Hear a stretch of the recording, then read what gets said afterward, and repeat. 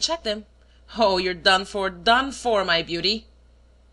The young man drew himself up stiffly. His eyelids quivered. He did not accept Rénine's invitation to look. He examined neither the hat-box nor the bank-notes. From the first moment, without taking the time to reflect, and before his instinct could warn him, he believed what he was told, and collapsed heavily into a chair, weeping. The surprise attack, to use Rénine's expression, had succeeded. On seeing all his plans baffled and the enemy master of his secrets, the wretched man had neither the strength nor the perspicacity necessary to defend himself. He threw up the sponge. Rénine gave him no time to breathe. "Capital! You're saving your head. And that's all, my good youth. Write down your confession and get it off your chest. Here's a fountain pen. The luck has been against you, I admit.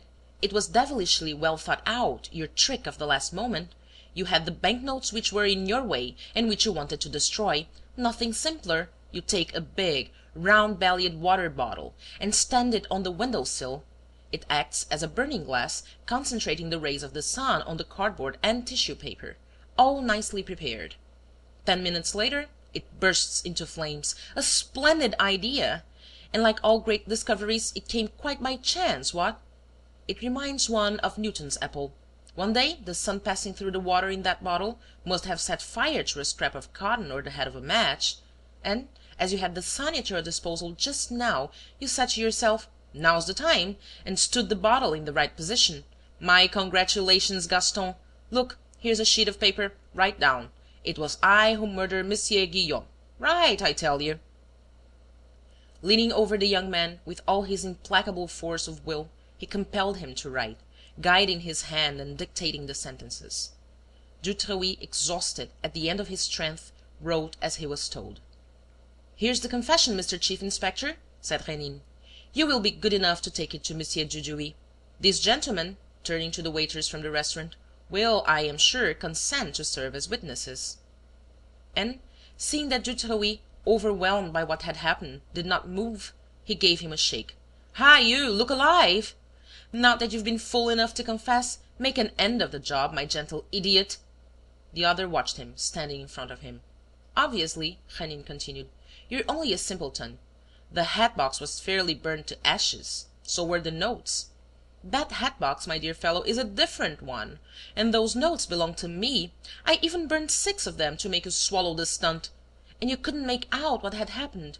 What an awl you must be! To furnish me with evidence at the last moment, when I hadn't a single proof of my own.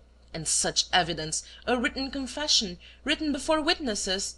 Look here, my man, if they do cut off your head, as I sincerely hope they will, upon my word, you'll have jolly well deserved it. Good-bye, Dutreui."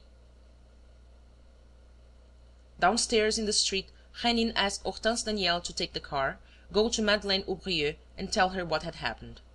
"And you?" asked Hortense. "I have a lot to do, urgent appointments."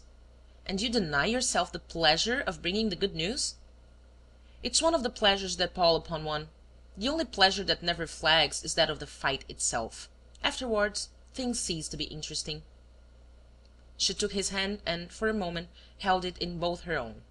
She would have liked to express all her admiration to that strange man, who seemed to do good as a sort of game, and who did it with something like genius. But she was unable to speak. All these rapid incidents had upset her. Emotion constricted her throat and brought the tears to her eyes. Rénine bowed his head, saying, "Thank you, I have my reward." End of chapter 2, part 2.